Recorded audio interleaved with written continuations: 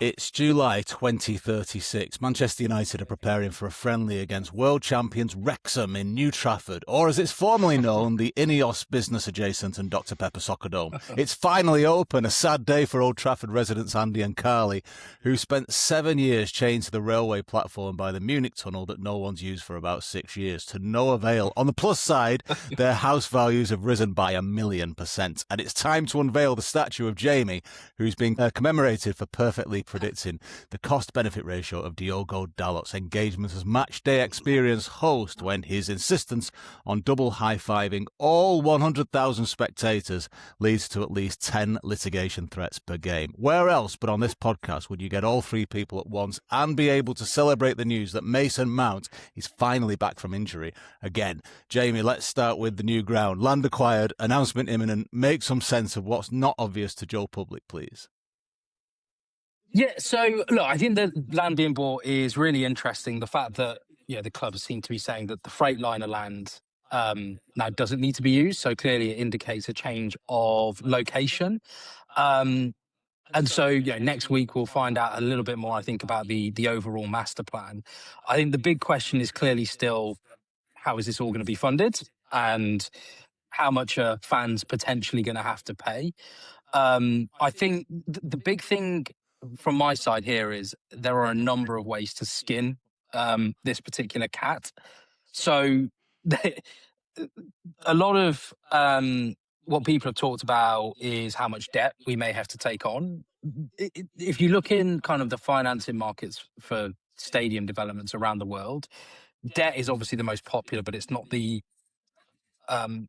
only instrument. There's lots of ways which you can kind of move the finances around to create instruments that are a little bit like equity, a little bit like debt. And I think then the club will be using all of those things or all of those options to fund it. The big question for me is how much hospitality is going to be in the new stadium. And I think that's going to be the big indicator of what the general admission prices, as the club are now calling them. That's going to be the big impact in terms of how much they charge a normal fan. Yeah, the industry average is around 12% of a stadium. That would equate to 12,000 seats in the new stadium, which is about the size of Bournemouth's ground. That's a lot of hospitality. If they go a bit above that, I think there's room for them to do more on tickets for the general fan. The question is will they do that? Well, Andy, you're very much in favour of the new ground, aren't you? So you can turn your street into an authenticity boutique experience for the new tourist market that Jamie's on about there, and Jim Radcliffe's banking on, yeah? Oh, well, I can't wait. I'm going to go back to the 70s where I'm going to be stood on the corner asking for a pound. Well, wasn't a pound in them days. It was a penny to mind your car. So all these new punters is absolutely right up my street. Yeah, can't wait. Are you really dreading it? I am, yeah. I've got absolutely no sort of love or fun for it at all. 2 or 3 years ago, I was having a really good think about it, keeping my mind open. But then once you're in the ground, there was 2 particular matches over the last couple of years. One was the Liverpool Cup match at home, and the other one was the Lyon match. And when you start looking at people's, not the official camera shots, but ladies who've got their phones out, and when you see the angles and the fans, it's so much better, and the atmosphere, and I just feel that going to any of these new grounds now, that is all going to be lost.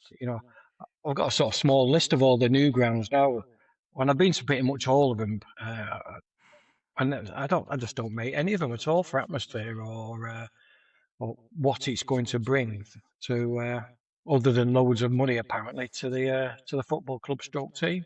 Yeah, there's loads of negatives, definitely. Carly, your main concern is that your whole street will be overlooked by the luxury apartment towers being built on the current pitch, I think, and offering a bird's eye view, though, of Tesco, Lidl and Event tyres, right?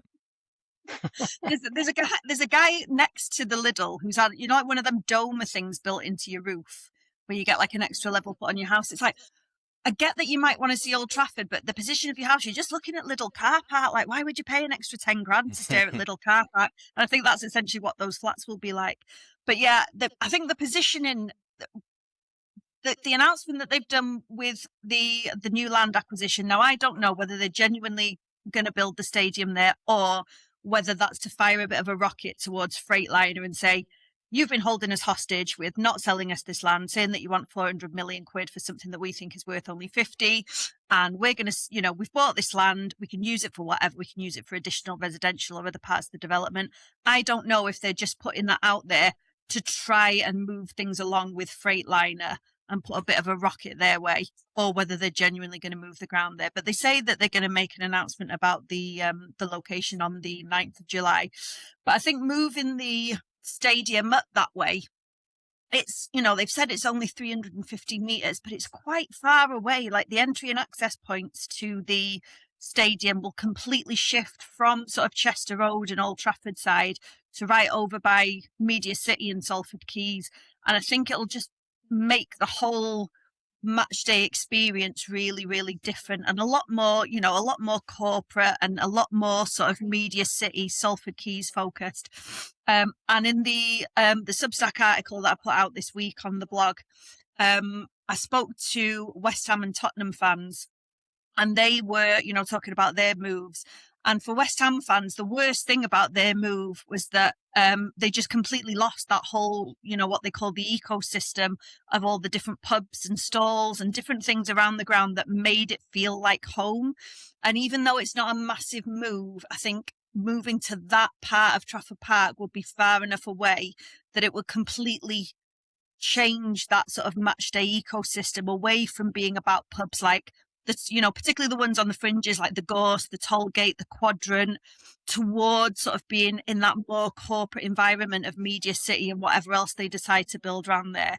So I think for me, that's the move in the stadium there is just another push factor, really, that's making me even less interested in it, because I just think it really risks turning the stadium and the area around it into more of that sort of American retail theme park, as the West Ham fan described it to me. Yeah, it's a big red line for me as well, despite living on that side of it, but not that we're going to get a say. But Jamie, just to finish this one off, what do you think is real? What if you had to guess, how much corporate are we going to see? Because they're the people who probably care least about that kind of the Gorse Hill and the Tollgate and the Quadrant, and are in there probably a few hours early. And we think, hopefully, as you were alluding to, subsidising cheaper tickets, but we're not going to get a say in that. And Carly has a theory about like the mank washing as well, that they're going to have to put some lip service that way. But will it go beyond that? How much corporate hospitality will there be? How much work is Diogo Dalot actually going to do? Yeah, so look, I think that 12% figure that I mentioned, which seems to be like the industry average, if you look across not just football stadiums, but NFL stadiums, which they will all be including in their benchmarks, I think that 12% is more than enough. They may decide to go above there. And like, I know I don't necessarily want to get too into the numbers, but like, to give you an idea of what that can do. So at the moment, we're making about 160 million in matchday revenue. That was the last set of accounts. I think with like 12% hospitality, you can probably get to 250 million overall. And that includes some, like a few thousand super, super expensive, ultra VIP sort of stuff. So not so big that it's going to impact things like atmosphere in the stadium. But in terms of what that can bring in terms of revenue, that could be anything from like 100 to 150 million pounds. Now, that's effectively what we're making at the moment in matchday revenue income. If you look at stadiums like the new Bernabeu, when they remodeled their stadium, they did a similar sort of thing. Barcelona's new stadium, the increase in capacity, I think by about 10,000, is all this hospitality VIP. Now, I agree with pretty much most fans. They shouldn't go above that 12%. And that should give them more than enough flexibility to say, have a youth section, which is 10,000 more accessible seats. I just think the big question is, will they do it? And it would be great to see them do it, but it would stretch the planning quite a lot. And that's my big worry. Yeah, they'd have to be motivated too as well, because it's not going to be up to us, is it? Carly mentioned the Substack article there. This comes out every Tuesday, a single article by one of our talented writers, so search for that if you're not already on it. And that's the latest one, taking experiences of West Ham and Spurs fans into account and avoiding Arsenal's, can't think why. But if you've got an article in you, don't be shy. creamofmanchester1878@gmail.com. Manuel Ugarte is out for ages now. No chance of selling him this summer, Jamie, right? So how is that likely to affect transfers? How does it work in terms of compensation? Because the clubs don't stop paying the players when they go and work for national federations. What actually happens here?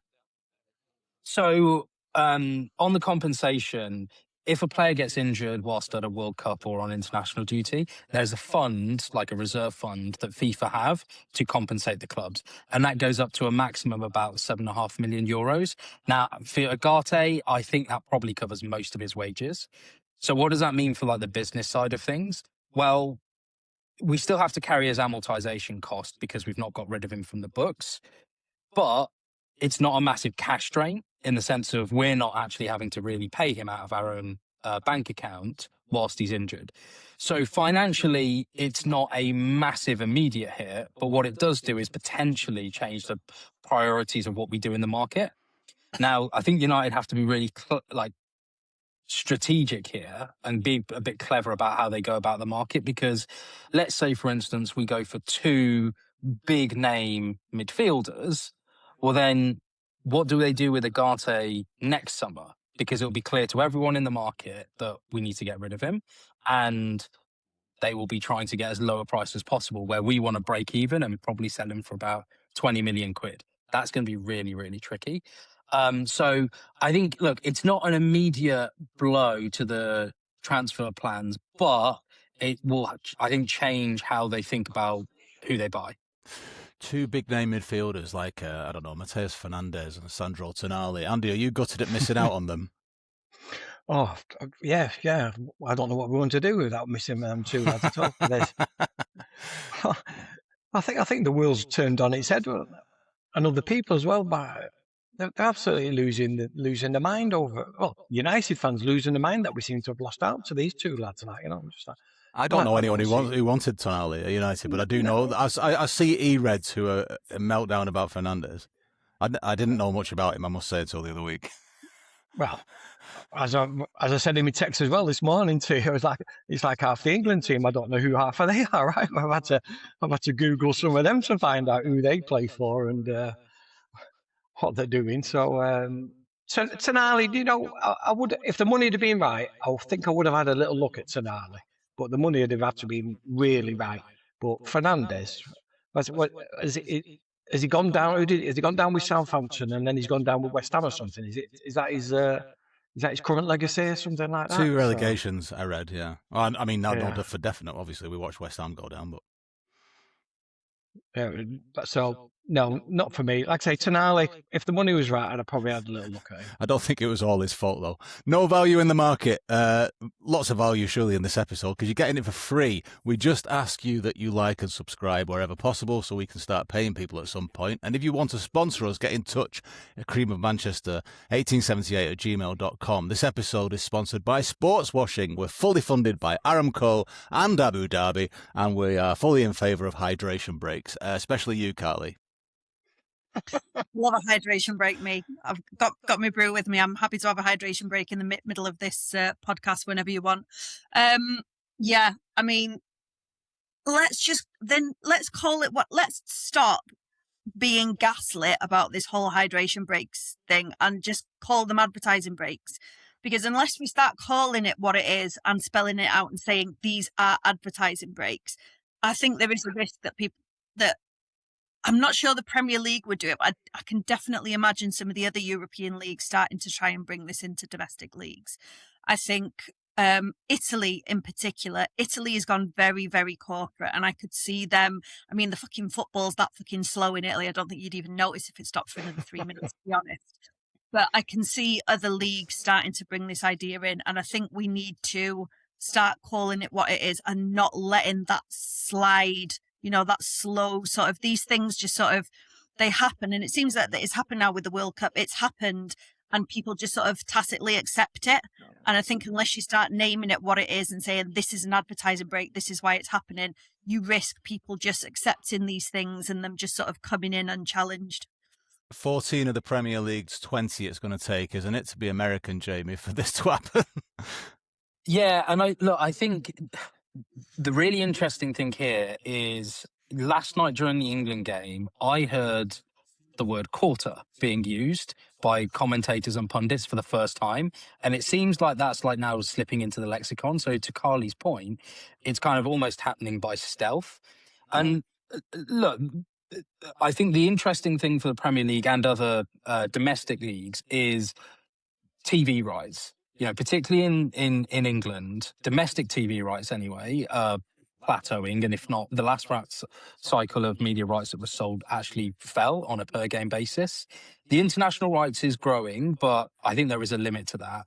So if Premier League clubs are looking for the next bump up in media rights value, this might be something that they look at. And it won't just be the big clubs, I think, that will be pushing it, because, you know, clubs outside the big six, you know, you look at the Villas, the Newcastles, etc., you know, they're complaining about PSR constraints. They will want more money to be able to spend on players. Yeah. Great. And just at a time when Wrexham are probably going to get promoted with American owners next year, and ITV and Sky are merging and are going to be owned by Comcast, an American company. What a lovely vision of the future. Never mind. Andy, are you enjoying the World Cup generally? Not particularly. Great. No. I sound like a really miserable old bloke, don't I? What? I wouldn't have accused you of that. Well, I managed to put punch in about 70 minutes of the England game last night. I'm not watched a full match yet, for one reason or another, predominantly because of going through the middle of the night. The first 2 or 3 days, I made a conscious effort to get up in the morning, get the highlights, get the goals, but that literally lasted about 3 days, as I said. So I then gone to sort of pick and choose games, and even then, I could just wander out the room and come back in again a bit later. It's just not grabbing my attention whatsoever. And I don't even think the quality is that great either. I saw a bit of the Spain game. I can't remember who they're playing. I thought they were poor. The only team that are really standing out, of course, are France, and they look absolutely awesome. So they are going to be the team to beat. I watched a bit of Brazil. Again, very, very bland. So no, there's nothing. There's nothing that's going to be making me get up at 1 o'clock next Monday morning. Let's put it that way. I think it's really suffering from the expansion, isn't it? You know, you've got so many sort of lower quality teams that have come into it.